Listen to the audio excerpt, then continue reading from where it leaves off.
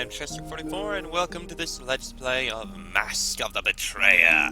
Last episode, we made our way through the Dead God's Vault, did a little exploring, and found that some parts of it are a little too strong for us. But we also did find a few other things, including the book The Lamentations of the Dead, which did give us some information on who exactly the betrayer was and everything that came out of that, and also found a strange gate that seems connected to it. We're getting a lot of information, but we still don't know how it's all connected to us exactly. Anyway, we've done a lot, and we need to figure out a direction to go. We have 3 directions to go at the moment. Option A, we can go see the Woodman in the Ashenwood. Option B, we can go find the Slumbering Coven in a sunken city. Or option C, we can go find the strange hill tribe who say they have information about the Spirit Eater curse. We're probably going to go for the Woodman first. I feel like that might be the place to get information. And for that, I don't really want to take Kaylin with us. But I do want to speak. Are you alright? Am I alright? Is there some reason you're looking at me like that? When your spirit powers emerged against the bear god, I felt drawn to you, as if your hunger was testing my spirit as well. You need to learn more about this curse, and soon. I fear for you, for all of us, if your power grows further. Can you petition Ilmater to help me? I do not know. Much of the curses of ancient Rashomon are difficult to heal, and your affliction is something new to me. Judging from your power, I do not think Ilmater could help beyond your symptoms. I feel that there is something larger at work here. Very well then. I'll need to seek help elsewhere then. I would only feed when necessary. To inflict your curse on others does not seem just. I agree. I will do what I can to resist it. I don't want to harm anyone else. That is the most we can hope for at the moment, it seems. More knowledge of its origins should help. From there, we can establish a plan of attack to free you from this. Alright, other Gladly. questions? If I have the answer, it is yours. If I may, when we met Daverick, you mentioned you were once a Doom Guide, which means you once followed Kelemvor. Yes. Part of the tenets of Kelemvor is to comfort the dying, for them to make peace with death. It was once a task that comforted me as well. Well, what happened? It is difficult to express, but I will try. Once I was one of the priesthood of Kelemvor, god of the dead. I walked the plains, alleviating the suffering of others. But to face those same spirits, to soothe them and comfort them, only to know that they are bound for a place that torments them, it is not something I understand. What do you mean? In Kelemvor's faith, they teach that death is not something to be feared, that it is part of the natural cycle, but that is not true. If one does not worship the gods, there is much to fear, and no prospects of peace in the afterlife. No prospects of peace? I don't understand. Also, do you mind getting that staff out of the way? It's kinda getting in the way of all this. To comfort a dying child, knowing it is destined to scream eternally in an ever-living wall. A midwife of the plains who has never heard of such a thing as gods. An entire plain of sea wives who farm the sea and seed the oceans to bring about life. To know that they are bound to become stones in the wall of a faithless citadel, crushed together by dogma and ritual that has never once been reflected upon, that never once has been examined for what it is. You're speaking of the Wall of the Faithless. Yes, the great wall that encircles the City of Judgment. Its bricks are souls that never pledged fealty to any god, nor knew that they had to achieve paradise in the afterlife. They are mortared there, crushed together to suffer by archaic law. No matter how good or pure or unselfish they were, it matters only if they followed the proper rituals to a deity, any deity.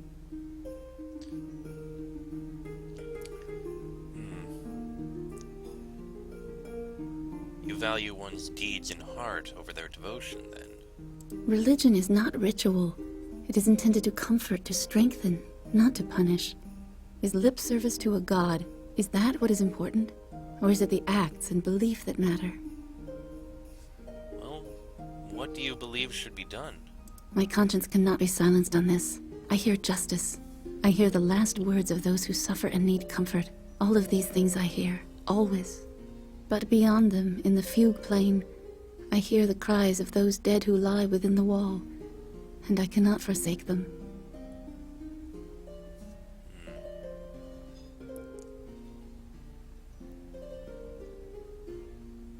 If you go, I will go with you and help if I can, and help you if I can.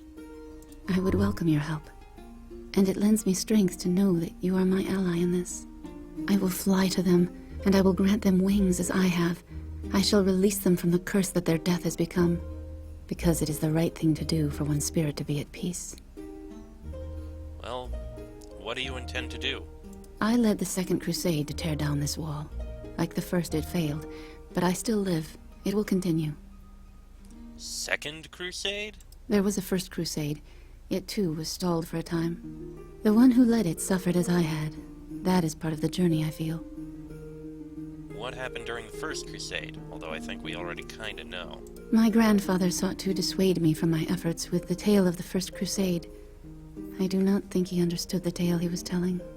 Before then, I did not even know that there had been previous attempts to bring down the wall. To realize that others had felt as I did gave me a new strength, new conviction. Who led the crusade? One mortal sought to cast down the wall and failed, even with an army at his back. His name was Akachi, sometimes known as the Betrayer. Why did your grandfather tell you such a tale? In all things, grandfather saw process and order and ritual, and that is what he tried to teach me when he told me of the First Crusade. But those are abstracts that orbit a purpose. If the purpose is flawed, what meaning do process and ritual have? And after your grandfather told you the tale, what did you say? Only one question remained in my mind. So I spoke it. Why must the universe be so? Grandfather answered, resolved with, what is there to be done? To him it was a statement. To me, it was a question. It is that question that is the torch that leads my way in shadow. I know what must be done. That's kind of a crude statement. Why must it be so? Well, what else can you do about it? I mean, in a case like this, where there is something that could theoretically be done, it's different compared to how it is in real life. Why did your grandfather tell you so? But those are abstracts that orbit a purpose. He is a Solar, and I one of his descendants. His blood runs through my veins, but my perspective and my spirit are my own, not tied to the higher planes. All right. I had other questions for you, but thank you. Gladly. If I have the answer, it is yours. I wanted to ask you about those who travel with us. Very well. Who did you wish to speak of? What do you think of Sophia? I have seen her grow closer to you in our travels. Your presence comforts her, and heals the fragments she feels inside. Fragments? In the House of the Triad, we tend the spirit as well as the flesh. When one is unloved, it carries as much pain as a sword blade through the heart, and leaves it shattered like glass. I think she cares for you, and whatever part of her spirit she is in touch with reacts strongly to that, and is nurtured by it. It is a good thing I speak of. And you? Do you care for anyone? Perhaps I may seem unfeeling at times, even distant. I know Ganayev must think so. Well, yeah. I love my brothers, my sisters of the menagerie. They are always close to me. But for romantic love, I have never felt such. I love all who live, even those whose hearts have been twisted by pain. It is a gift of Celestia and Ilmater that lets me see what others have suffered, and what they may be from such pain. That is a noble feeling, and rare in my experience. I believe the term is being able to walk a league wearing another's boots, and in Rashomon, they call it sharing the skin, calluses and all. Empathy for another undermines hatred or judgment. It is a form of selflessness, and easing their burdens allows them to love as well. And that's why the love you have achieved pleases me. It heals, and makes two people stronger than before. Why did the Rashemi call it sharing the skin? I do not know. It may come from their legends. Some spirits or creatures in their lore, and even in this age, were said to be able to wear the skins of others and feel as they do. It was once spoken of as a curse, but I think it would be a blessing. I don't know. I mean, skinwalkers are kind of a horror creature. So there's no one person you love. In Ilmater's faith, no one person, no. In Ilmater's eyes, love is more than that. Alright, there's another Very companion I well. wanted to ask you about. Who did you wish to speak of? I'd be interested in your thoughts on Gan. Gan suffers, perhaps more than most. I am unclear as to why, but I suspect it has to do with his place in Rashomon, and the lack thereof. I am concerned that his suffering may bring evil upon us. His suffering feeds his impulsiveness, and undermines responsibility and loyalty to others. I'll keep an eye on him. Do not judge him on my words. That was not my intent. I will not say that Gan will not help us, only that his help is likely to be swifter when it benefits him as well. Okay. Do not underestimate your own abilities to sway him either. He watches your actions more carefully than he admits, and with your presence as an example, I think there is great potential for healing him. Alright, and Very one well. more to ask Who about. did you wish to Oku speak is of? the one I was curious about. He is an ancient spirit, one of the beast gods. I know too little of the culture of Rashomon to speak more, but in showing mercy, you have gained a powerful ally, and a loyal one. Alright, thank you. Let's move on. And I'm going to move so that everyone splits up a little bit. It'll make things a little easier. Oku, do we have any more information on you? Yes, little one. I had some questions for you. Yes. No, we don't have anything for you. What about Sophia? The hunger within you grows. No wonder the Bear King was so zealous in hunting you down. I am curious, what is it like being a spirit eater of Rashemi legend?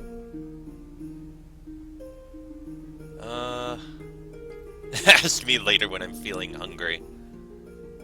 It's torturous, actually. Feels like there's a presence inside me. I only ask because I recall reading some of the Academy's texts on Rashemi spirit eaters. When you've read a lot about a legend on parchment, it's always fascinating to meet that legend in the flesh. So, what did those texts tell you about spirit eaters? Rashemi folklore is handed down by word of mouth. Very little of it is written down. Still, a few rumors were overheard by Thayan scholars and penned for curiosity's sake, so keep in mind I'm hardly an expert on this topic. Did you have a specific question in mind?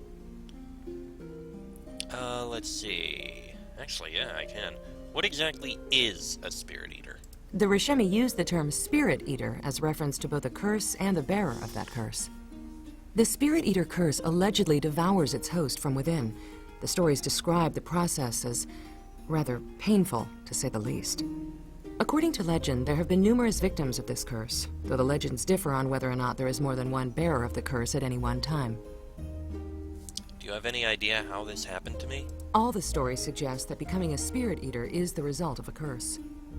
Some rumors suggest this curse is bestowed by a witch, others say it's the result of an amoral life, and yet other rumors suggest the curse is transmitted from one spirit eater to the next, like an illness. Sadly, there is little consensus on the matter. Okay. Did those texts say anything about a cure? Actually, no. In all the stories I read, the bearer of the curse rapidly went insane and died rather quickly. Oh, great. No matter. Just because there's no cure in the folklore doesn't mean there's no cure at all. The spirit eater supposedly feeds upon the mind of the host. Perhaps your optimism is a sign that the curse isn't as dire as legends describe it. What can I do about this hunger? As the name would suggest, devouring spirits appears to sate the hunger. For a time. I have no advice for you, aside from the obvious. Be careful in your choice of prey. Much the way food nourishes one's body, I think it's safe to assume that the spirits you devour will nourish this presence within you. Feeding it poorly is certainly a risk not worth taking. Okay, let's talk about something else. How about? What's on your mind? How about... I had some questions about our companions. Yes? What do you think of Gan? Those who speak overmuch of the value of dreams usually want to sell you something. That being said, I suggest you put at least some trust in him, if only because he responds well to blunt honesty. I grew up around unscrupulous red wizards. I know that a true liar wants to be lied to in return. Noted. What are your thoughts on Kalen? That servant of... I've never trusted people of faith. They live their lives divorced from reason. Kaylin is no exception. You can hear in her voice a terminal innocence. If you told her that faith would feed her, she'd happily starve to death and die in prayer. But you should disregard my prejudice toward the faithful. I trust her, and so should you. She is, in her very blood, a creature of devotion and integrity. Well, there is that at least. What are your feelings on Oku traveling with us? When we first met Oku, he was still half slumbering, and his form then was just a hint of his true self. He is a very powerful manifestation of the land. Spirits like him, well, the wizards at the Academy would trade their eyes for the power to bind a spirit like Oku. The fact that he has pledged himself to you is a surprising turn of events. He is as loyal as a mother bear, and as violent if betrayed. Treat him with respect. I don't want to have to fight him again. Noted. Alright, that's all. Actually, What would you like something to else. know? There should have been another question there. Might I? The more I travel with you, the more you surprise me with your agreeable qualities. That's nice of you to say. I see great potential in you. Had you come to my academy as a prospective student, you would have made an excellent, if not unorthodox, pupil. I would like to share with you arcane lore that my mother taught me when I was young. Oh, that's generous of you. Thank you. During our travels on foot and our idle hours setting camp, I will train you, sharpen your memory, your focus, your will. Consider it a gift of our friendship. Now, shall we be off? Based on Sophia's influence status with you, Devoted, you have gained the influence-based stat, Devotion of the Red Wizard, giving you bonus to your intelligence and strengthening any spells you cast. Thank you, Sophia. I had some questions. What would you like to know? Damn, I can't ask that anymore. If there's something I can do for you... Okay, so what about Kaylin? Yes, how may I help? You seem to be in a good mood. I am. I find your sense of purpose in this journey grants me strength, and it lightens my spirit.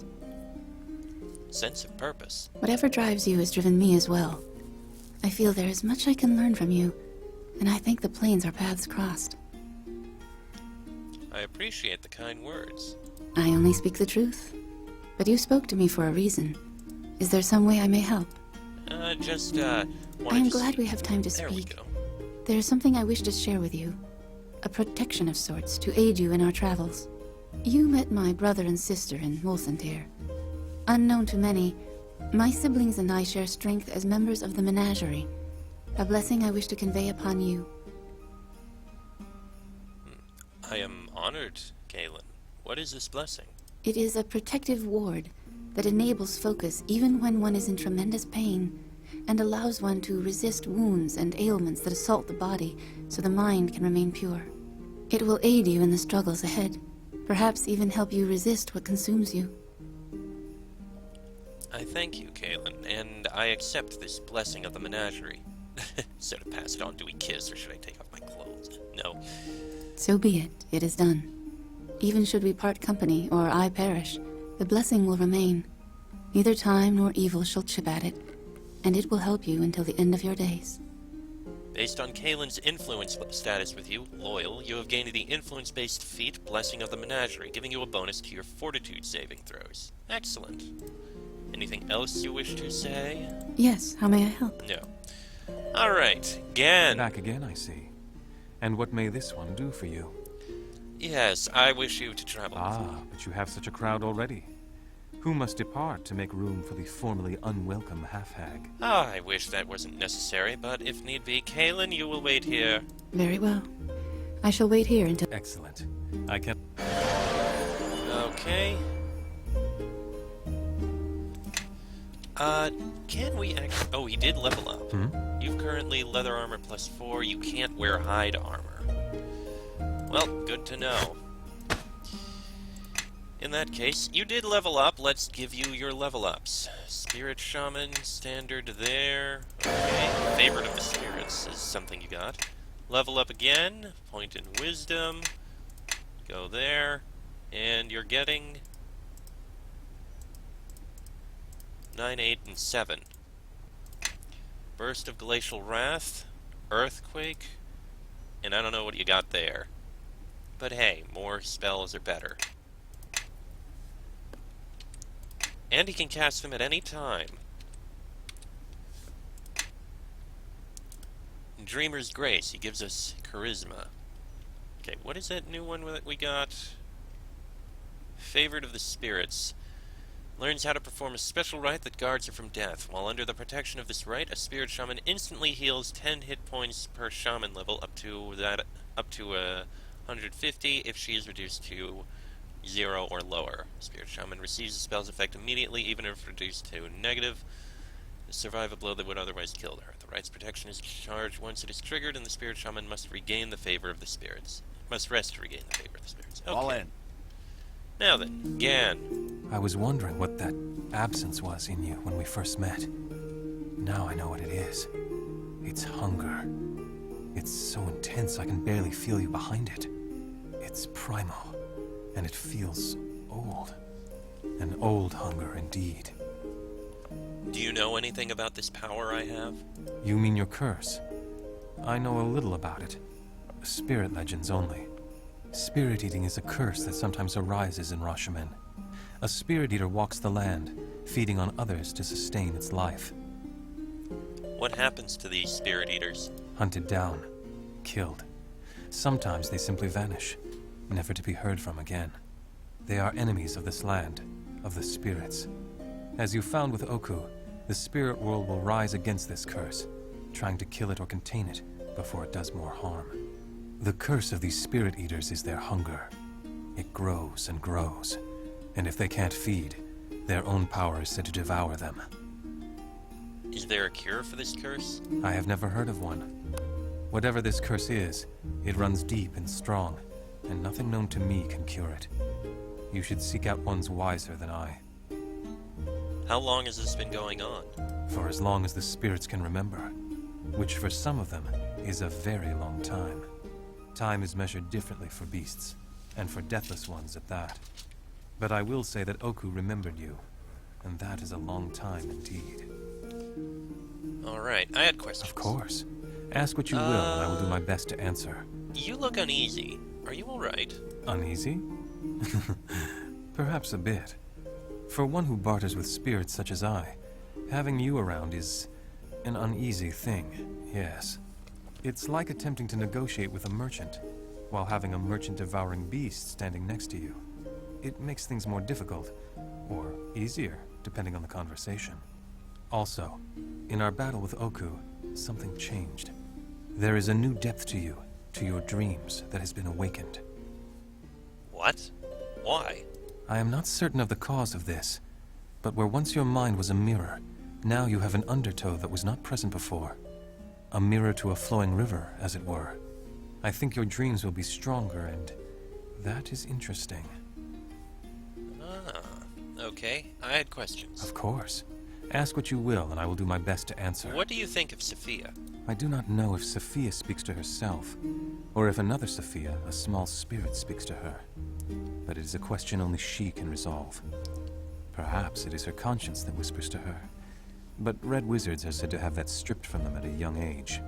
She is a thing of puzzle pieces, to be certain, and so finely decorated with tracings and tattoos, the best part of the red wizard's contribution to culture. Ah, of course you think about her beauty. Of course. Alright. Ask what you will, and I will do any my thoughts best to on answer. Oku? Old Father Bear? Oku is a preening beast for certain. He was not always the garish colors you see there. In times past, his coat ran thick with the blood of enemies of other beast kings. That doesn't seem to be the color of his hide now. In touching the dream, by sleeping through the long winter of the Age of Faith, he has changed. The dream has touched him, and where once his coat was matted with blood, now color bleeds from it. Oku is an awkward, grumpy creature. But when you have his loyalty, even death itself may hesitate to come for you. Alright. One more question. Ask what do you you will, think of and I will do my Kalen? best. There are those who have lazy dreams. Dreams that come to them only when their eyes are closed and the hearth fire enfolds them. And there are those whose dreams are an icy wind, a whip crack across their souls that visit them in the waking hours. These dreams drive their actions, drive them ever onwards until their dream is a reality. You sound almost afraid of her. It is good to fear those who are driven in such a way. With them the dream wind travels, and the whiplash extends its reach to all who believe in such a one. Our songbird. I think she will need the power of her voice in the days to come, and perhaps sooner than we all think. Alright, and I just want to say this now. I apologize for the fact that so many people have very quiet voices here. That probably makes it hard to hear. It's something with this particular game. Several of the characters, I don't know why. They just recorded them so faintly. It's really annoying. Anything else to say? And how may I honor you? Alright, nothing else then. Okay. That is all. There we go, that was odd. I think the only thing left for me to do is sell this, and we're almost done, but I do kind of want to bring Gan here to that woman who said she knew a dreamer, or whose grandmother we had to rescue. First things first, Mother Fedora. Take this. Thank you. Nope, didn't want to buy anything. Alright, quick trip to take a look at that girl, and then we're gonna move to where I want to go next. So I'll be honest, all of these, I should probably combine them all. I believe she was up in here. Is it this Rishemi home, or... No, it wasn't. It was the Avalov house.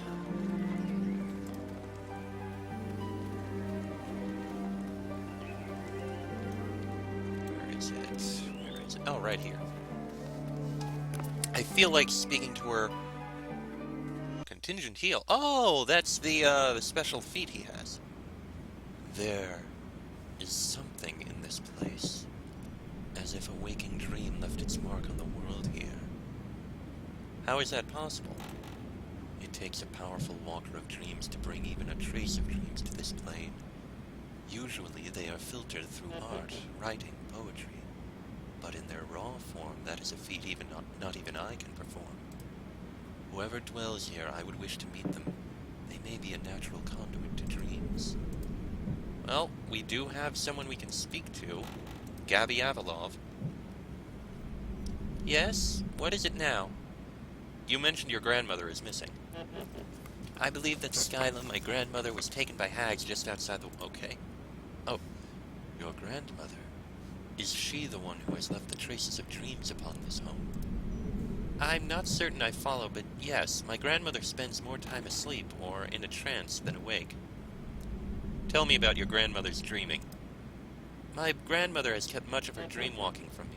She said I was not a sleeper and cannot dream walk as she does. She claimed that she helped others whose dreams endangered them, and she said that in her dreams she battled other beings who prey on dreams. Okay, we already asked these things, so...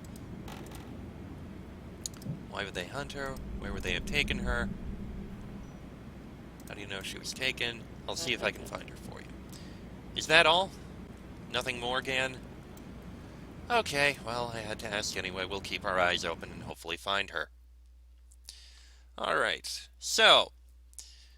with that episode spent doing things, I apologize for the barking in the background. Someone decided to ring the doorbell for some reason. Fortunately, someone else can take it, but still I apologize for the loud barking. That said, I believe what we're going to do now, with the 3 directions we can go, I think perhaps the Woodman is the one who we are going to find and speak with first. He would have more information on the Spirit Eater curse, so I think he's the best choice to go for. So we're going to take the boat over here. I'm also going to gather all these together and merge them all to make the best essences I can, so that I can hopefully afterwards, learn something about, you know...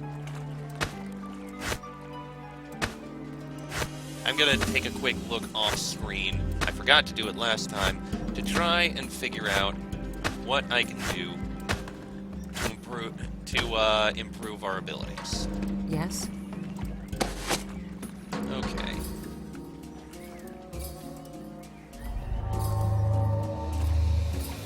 Combine all essences.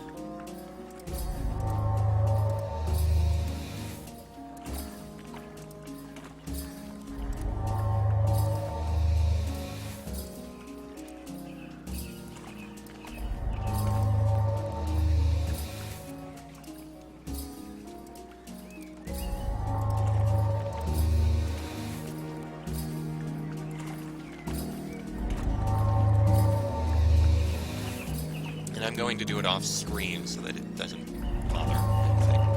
Alright. Throw all these in here.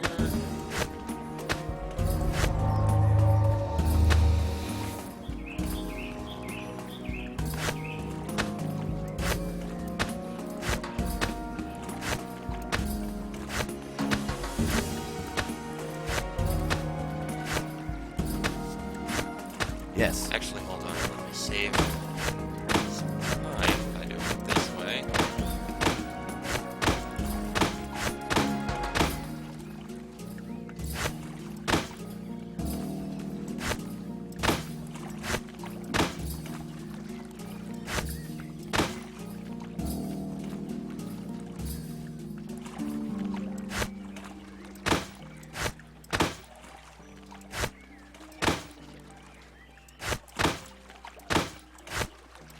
Okay, there we go. Wind, fire, power, earth, water. We're good there. Alright, and with that, I am going to end this episode here. Next episode, we are going to make our way towards the Woodman and see what we can learn from that. But that'll be in the next episode, so until then, I'm Cheswick44. That is Travis Ignam, Sophia, Kaji, Oku, and Gan. This has been a Let's Play of Mask of the Betrayer, and I shall see you all next time.